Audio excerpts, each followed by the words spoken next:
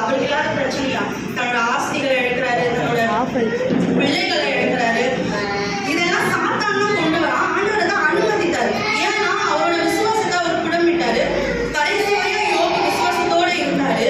அவருக்கு அக்கா சொன்ன மாதிரி என்ன 2 இடத்துலயா பின்னாடி வந்து அவருக்கு பலனை கொடுத்தாரு. அப்ப யோபு எவ்வளவு விசுவாசமா இருந்திருக்காருன்னு பாருங்க. ஒரு வசனத்தை வாசிக்கலாம். யோபு 23:10